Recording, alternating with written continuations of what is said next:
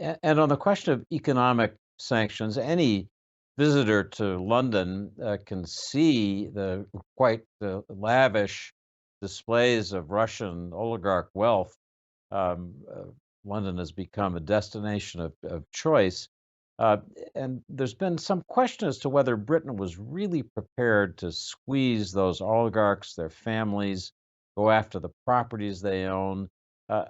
Help us understand what sanctions have been put in place as of today, and how far those will go in going after, punishing, freezing the assets of Putin's inner circle.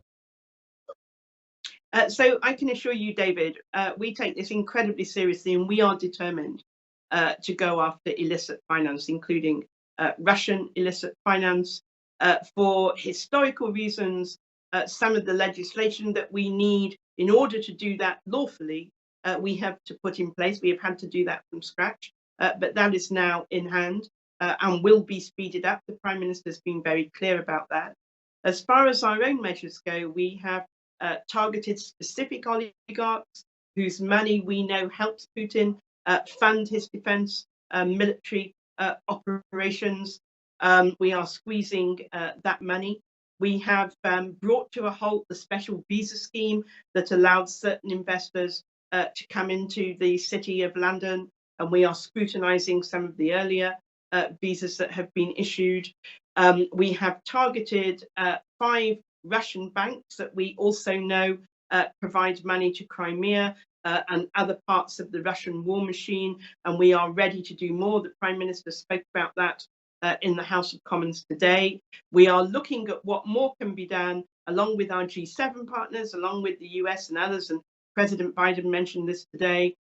We're looking at how we can bring to a halt Russian access to capital markets.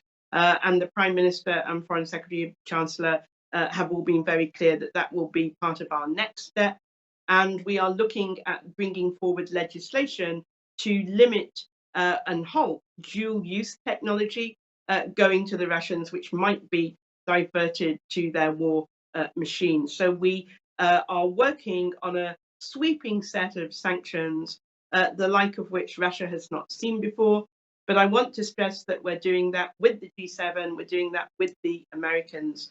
And finally, one of the main aims of these sanctions, though by no means the only one, is to try and reduce the Western dependency on Russian hydrocarbons. We need to find a way through that. Britain itself is not dependent on Russian energy, but as we know, there are other countries in Europe that are. We very much salute Chancellor Scholz's brave decision about Nord Stream 2. That has our full support, and we will be working with Germany and others to find a way through on getting Europe less dependent on Russian energy.